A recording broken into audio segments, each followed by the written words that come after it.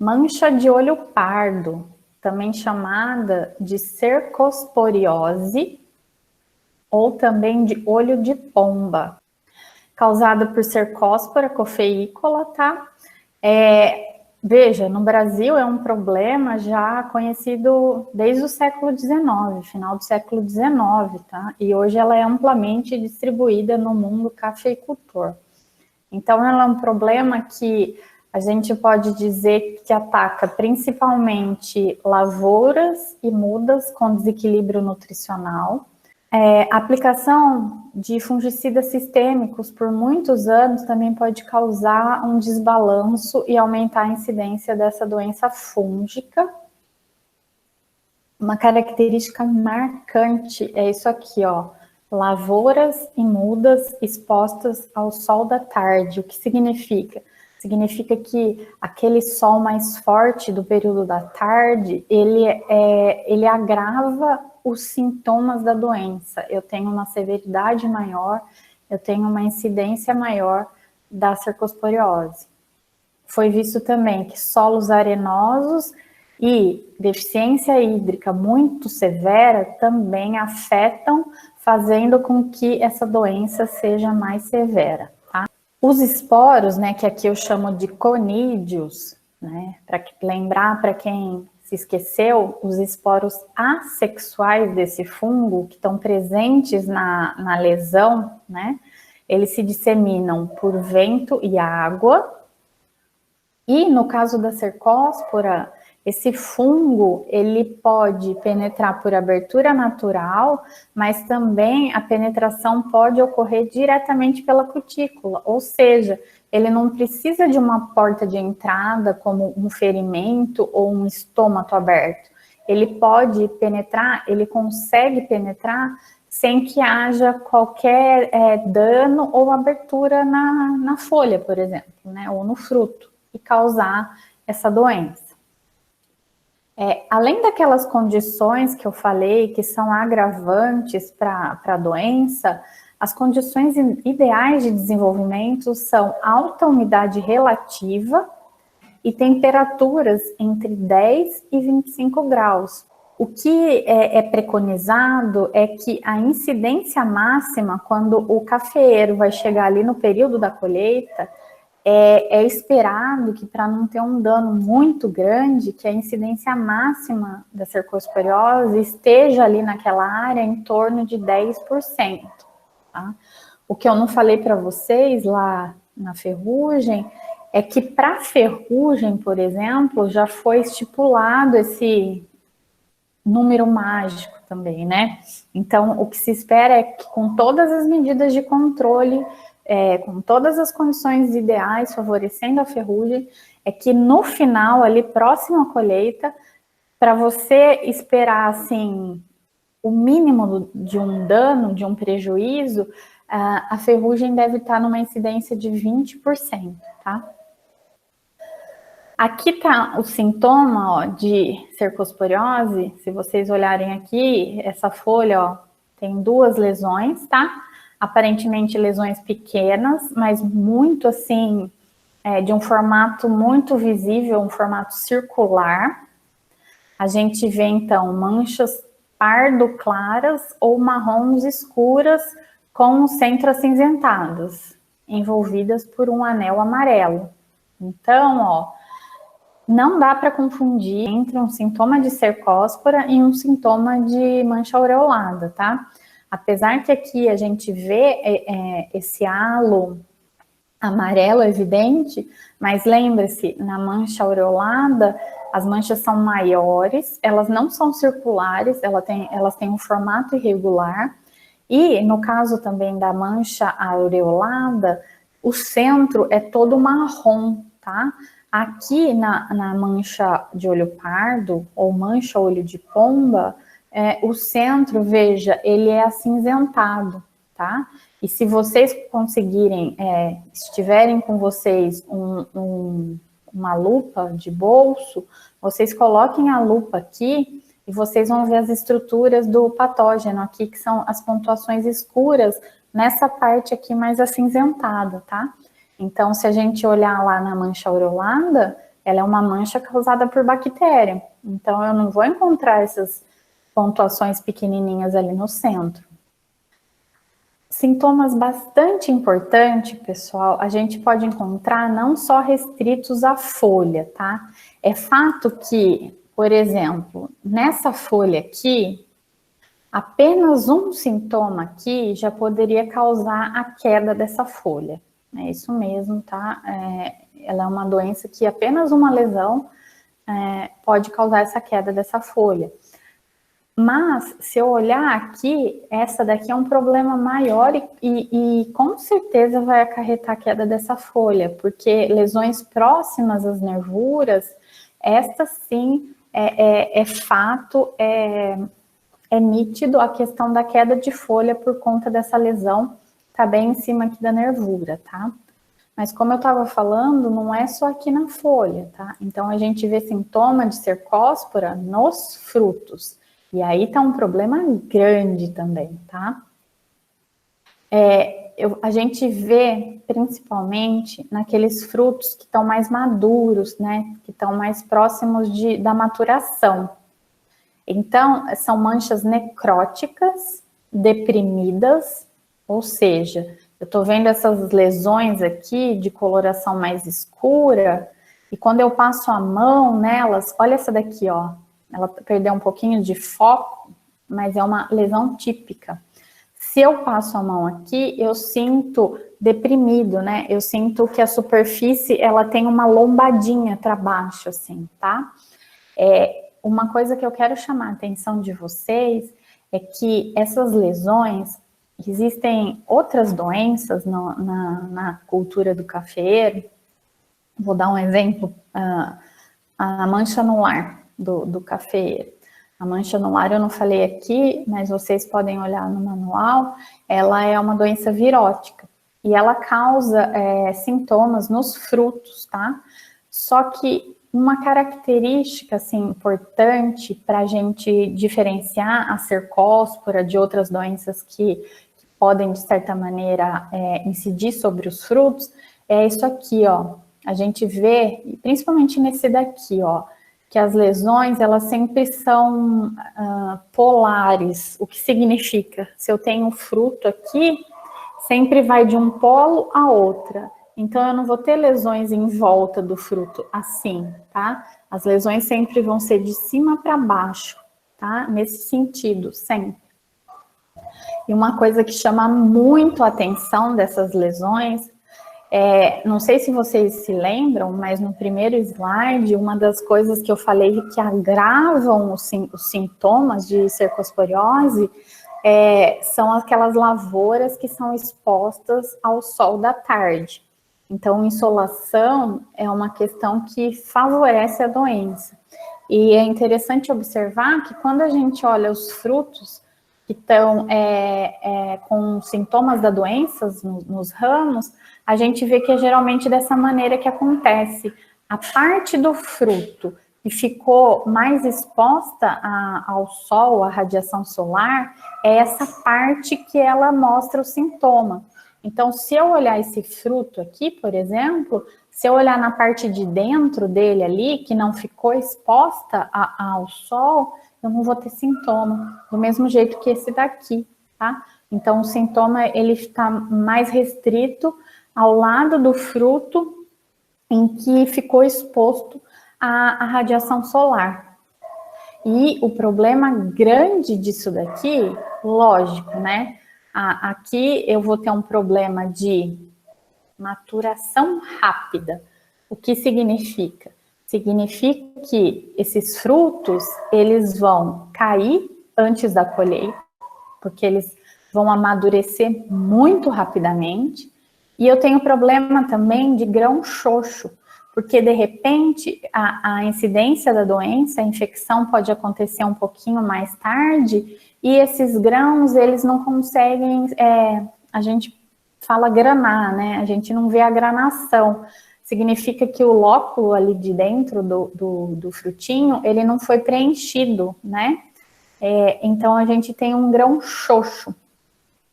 Mas, além disso, por exemplo, vamos imaginar que por por um momento, esses grãos conseguiram ser preenchidos, né? Então, eu não tenho um grão xoxo, eu tenho um grão normal. Mas daí a doença incide aqui um pouco mais tarde, tá?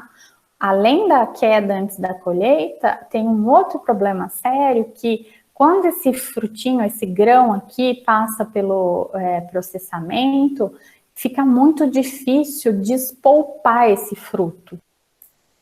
Aqui, ó, novas fotos mostrando, eu vou chamar a atenção primeiro aqui, que dá para ver muito bem essa questão da lesões deprimidas, né? Forma que nem um buraquinho aqui onde eu tenho a lesão. Parece que vai comendo e vai ficando menor. Quando eu passo a mão aqui, eu sinto essa depressão aqui, né? E a questão das manchas serem polares, né? Ou seja, vão de um polo a outro no fruto, como aqui, como aqui. E se a gente perceber, ó, toda essa parte desses frutos, elas estão voltadas para fora, né, do ramo. Ou seja, estão mais expostas ao sol. E é aí que acontece, né? Se a gente olhar mais aqui, ó, naqueles mesmos frutos, ó, a gente já não vê sintoma. E uma outra coisa que eu quero chamar a atenção é que realmente os frutos, olha aqui, eles começam a amadurecer muito rapidamente, muito rapidamente. Então, para eles caírem antes da colheita é muito fácil. E aqui, ó, severidade já bem maior de mancha de olho pardo, né, ou cercosporiose, e aqui também. Então, novamente, lesões bem formadas, bem circulares, o halo amarelado chamando atenção, são lesões pequenas de certa maneira. A cercospora é um problema sério, é uma doença que exige um controle bem assim adequado, tá? Existem fungicidas que eu posso, na época da aplicação, por exemplo, que coincide muitas vezes com a época da aplicação para controle de ferrugem, existem fungicidas com uma eficiência comprovada, tanto para a questão do controle da ferrugem, como também para um bom controle da cercospora, tá? Então, eu posso fazer a opção por esses fungicidas. Controle. Eu penso em dois tipos de controle para mancha de olho pardo. Uma que acontece no viveiro e uma outra que acontece na planta que foi colocada no campo, já no seu local definitivo. No viveiro, eu vou pensar num local bem drenado, lembrando que todas essas recomendações, elas estão estritamente ligadas, relacionadas com aquele primeiro slide que eu passei para vocês a respeito da cercosporiose, que é as lesões, a severidade da doença tem muito a ver com a questão de estresse hídrico, falta d'água, adubação desequilibrada. Então, a gente tem que sempre lembrar disso para tentar prevenção, ou pelo menos para tentar diminuir a severidade dessa doença, tá?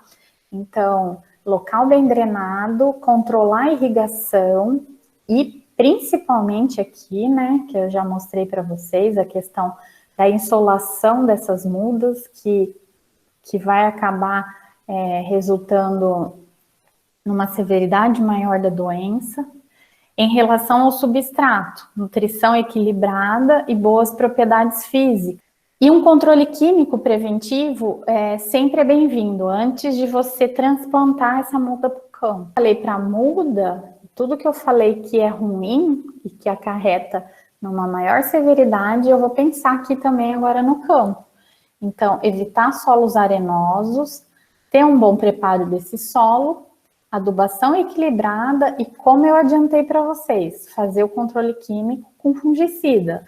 Agora, a gente vai falar da mancha de foma, tá? A mancha de foma, o nome dessa doença vem do próprio gênero do agente causal, tá? Então, foma é o gênero desse fungo que causa essa doença. Mancha de foma. O relato da mancha de foma foi em 1975 no Espírito Santo. Só que olha que interessante. A mancha de foma, ela é muito comum em áreas cafeeiras que tenham altitude maior que 900 metros, tá? Então, a temperatura amena desses lugares, os ventos frios, um inverno mais chuvoso, tudo isso faz com que a foma seja muito, assim, frequente, muito corriqueira, aonde eu tenho propriedades com altitudes de 900 metros ou mais. Só que a foma fica restrita a essas propriedades que estão numa altitude mais elevada? Não é verdade. Se eu tiver, inclusive, em áreas bem mais baixas, com altitudes bem menores, se essa área for exposta a um vento frio, por exemplo, eu posso vir a sofrer com foma. Logicamente, vai depender muito de quantos dias esses ventos frios, esse inverno mais rigoroso, tem toda essa questão. Só que eu posso também encontrar foma, pode ser em severidades menores, incidências menores, não seja o problema principal, mas eu posso encontrar sim em áreas onde se planta o café e que não são tão altas assim. Ela favorece e aumenta a severidade, mas só o fato de eu estar num lugar que já tenha uma neblina, e isso também tem tudo a ver com alta umidade, já faz com que eu tenha problema de foma, tá? Novamente, principalmente se eu estiver em altitudes maiores, né? Que daí a questão da temperatura mais amena é mais frequente, né? Disseminação por respingos de chuva e água de irrigação. É principalmente assim que eu vejo a questão da disseminação desse fungo. Sintomas. Eles acometem mais folhas novas. Entendam que não é somente folhas novas, mais folhas novas, tá? Manchas escuras que evoluem formando anéis concêntricos. E uma característica muito assim diferenciadora da foma são as bordas foliares ficando encurvadas, como a gente vê aqui, tá?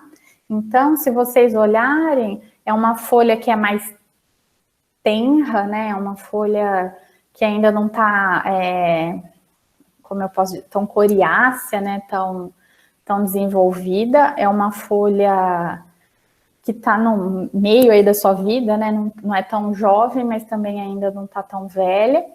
A gente vê aqui, ó, é bem escura a mancha causada por esse patógeno.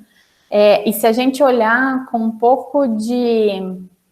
pouco mais de atenção, e se a gente pudesse estar com a folha aqui, lógico, seria bem melhor, a gente vê os anéis concêntricos. É bom chamar a atenção de vocês que existe uma outra doença que incide sobre o café, que é um primo da foma, vamos chamar assim, tá? É um gênero primo do gênero foma. Ascoquita é o nome, esse nome bastante estranho, ascoquita, mancha de ascoquita. E a mancha de ascoquita, ela também forma esses anéis concêntricos, só que eles são muito mais evidentes, tá? Aqui, veja, é um pouco mais difícil eu enxergar aqui que eu tô tendo esses anéis concêntricos, mas na ascoquita isso salta aos olhos, é muito fácil de eu enxergar esses anéis concêntricos. E de maneira um pouco subjetiva, né?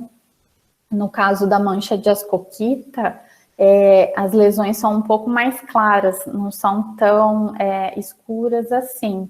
E geralmente eu vejo também, assim, mais aqui no centro do limbo foliar, tá? Essa borda foliar encurvada é principalmente por foma, né? Porque o que acontece? O fungo começa a se desenvolver aqui e a folha ainda não completou o seu processo de expansão. Então, ela ainda tem que crescer. Só que ela está crescendo e aqui já foi necrosado. Então, por isso que ela vai se encurvando, ficando toda torta, tá? Então, mancha de foma, é isso daqui. Mas eu só vejo na folha a questão dos sintomas?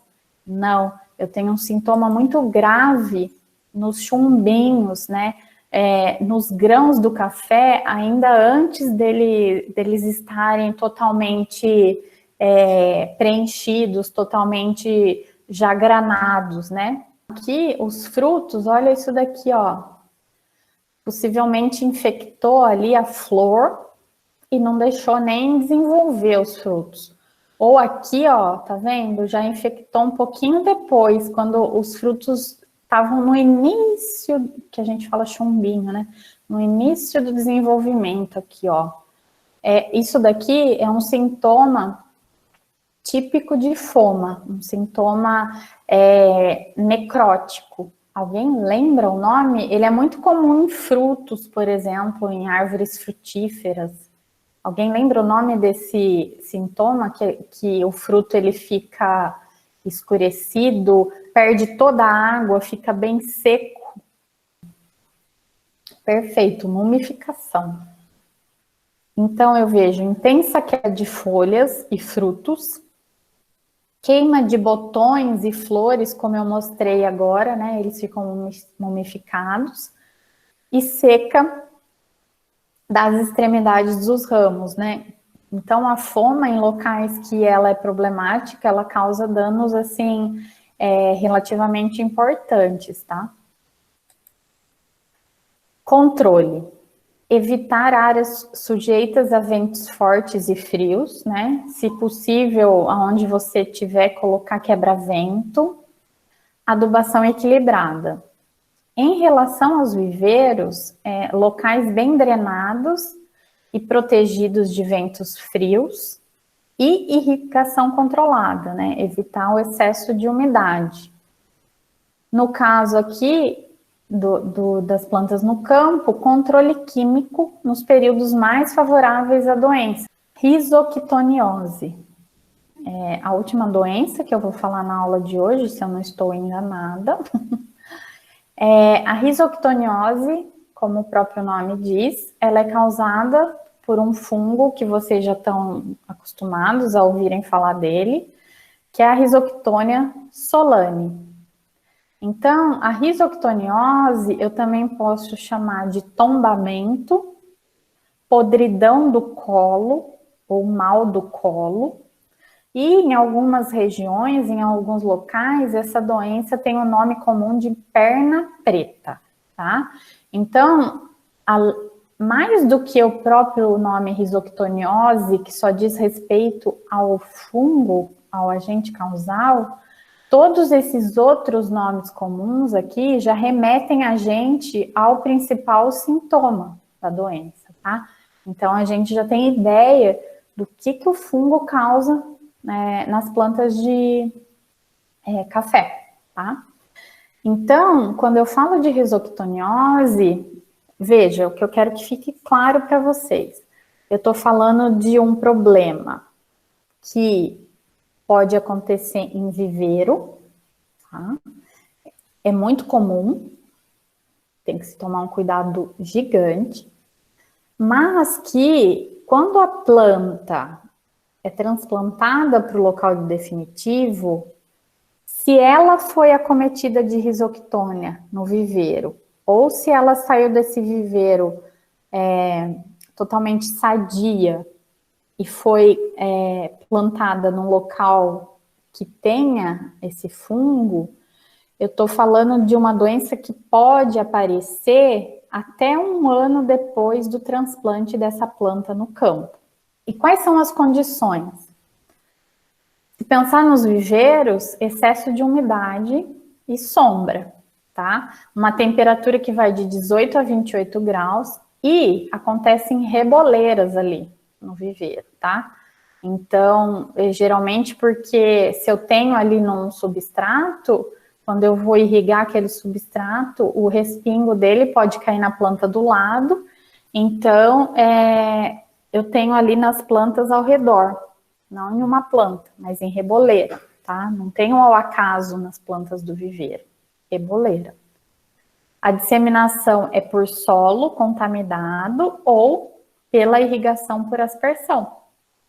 Então, dessas duas maneiras, eu posso estar propagando, né? Posso estar disseminando o patógeno para outras mudas ali dentro do viveiro. E no campo, pessoal, ela acontece principalmente entre a primavera e o verão, onde tem chuva, né, e uma temperatura assim mais alta, de 25 a 28 graus. Lembrando que no campo eu posso ter sintoma de risoctônia não logo após o transplante, mas eu posso ter até um ano depois do transplante.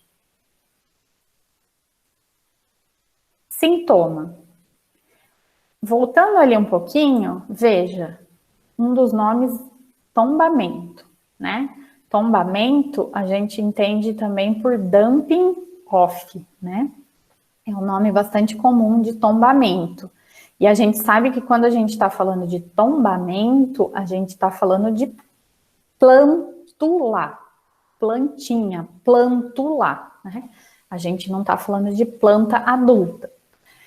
E só para refrescar a memória de vocês, quando vocês aprenderam comigo o dumping off, a gente fala que existem dois tipos, o de pré-emergência e o de pós-emergência.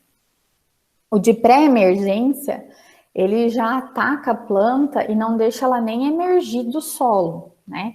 Então, a planta está ali, a semente ainda está no substrato, no caso, ou naquele solo já tinha a risoctônia, e ela já incide sobre aquela semente e a planta nem chega a emergir do solo. Isso é o de pré-emergência. O de pós-emergência é o tombamento propriamente dito no sentido da palavra, que a plantinha, ela emergiu do solo, e lembrando que até um ano, no caso aqui do café, ela pode tombar, ela pode cair por conta disso daqui, ó, podridão do colo, né? É isso que acontece. Então, sintoma pré ou pós-emergência das plântulas, né? Lembrando, tombamento é uma coisa que eu só posso falar em plantinha, em plântula. São lesões pardas na região do colo, né? Na região ali do caule mais próximo ao solo. Isso principalmente no de pós-emergência, que daí eu vou ver essa podridão no colo.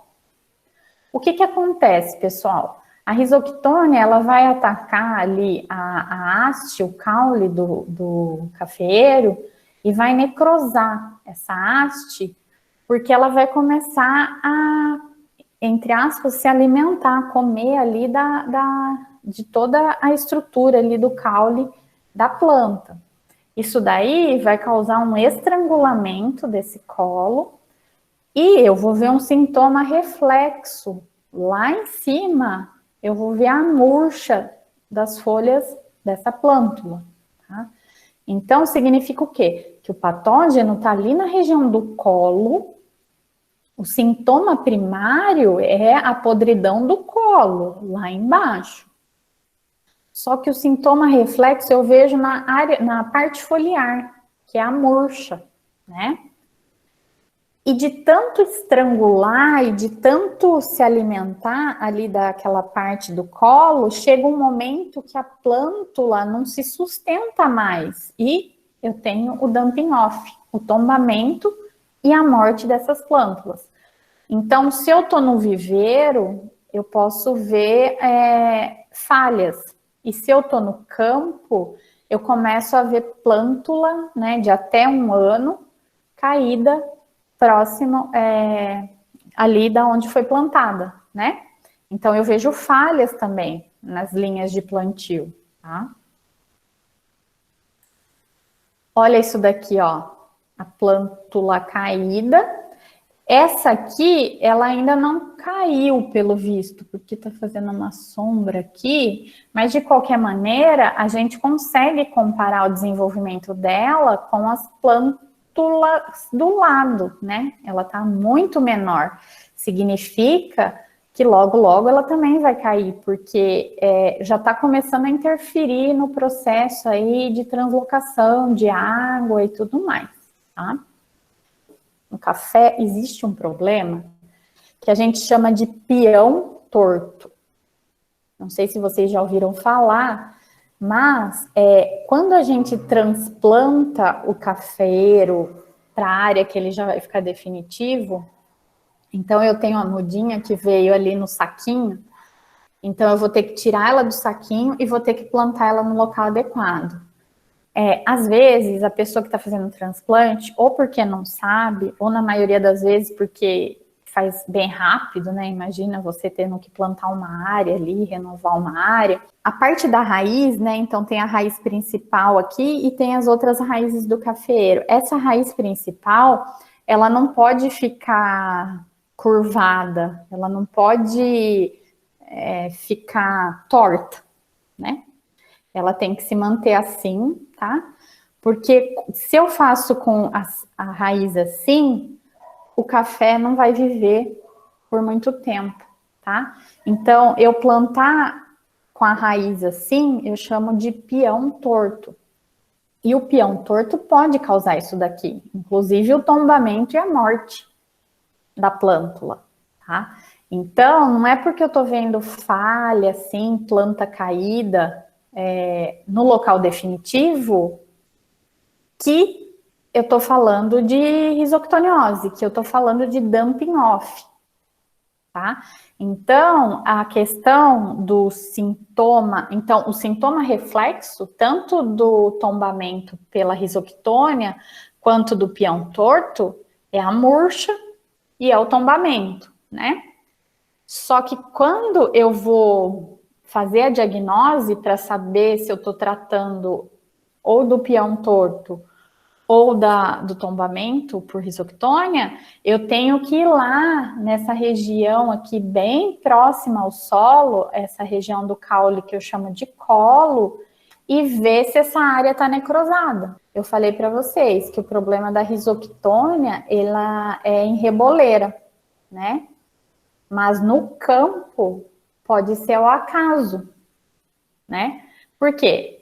Porque às vezes eu peguei uma muda que estava naquela reboleira e plantei nessa linha. E só fui pegar outra muda que estava do ladinho com problema lá no final da outra linha.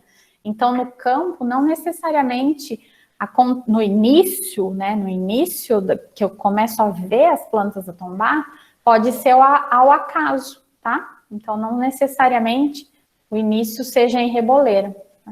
E aqui, ó, eu tô vendo plantinhas, inclusive, um pouquinho maiores, já deve ter 1 ano de idade, e sofrendo com tombamento aqui, ó. Lembrando, pode realmente acontecer problema de risoctoniose até 1 ano depois do transplante, tá? Olha aqui o sintoma que eu falei, aqui são as raízes, aqui é a região do colo, que estava bem próxima ao solo, né? Aqui é o sintoma primário, aqui é onde está o patógeno. O patógeno, nesse momento, ele não está lá na murcha que está ocorrendo na parte aérea. Se for risoctoniose, eu vou ver esse estrangulamento, olha aqui, ó, vai ficando mais fino o caule. Chega um momento que nem a fibra que sobrou aqui aguenta e a planta cai, tá? Então, aqui eu também tenho que procurar esse problema para eu saber se eu estou falando de peão torto ou se eu estou falando de uma doença fúngica, tá? Controle. Substrato livre do patógeno. Tratamento químico do substrato e das sementes. Eliminar mudas com sintoma e mudas ao redor. Tá? Então, lembrando que, possivelmente, se eu tô vendo essa muda aqui, eu posso já tá com risoctônia, mas ainda sem sintoma, nas mudas todas ao lado. Pulverizar as mudas com fungicidas específicos, evitar locais úmidos, mal drenados e sombreados, e controlar as irrigações, porque a risoctônia, ela gosta de umidade no solo,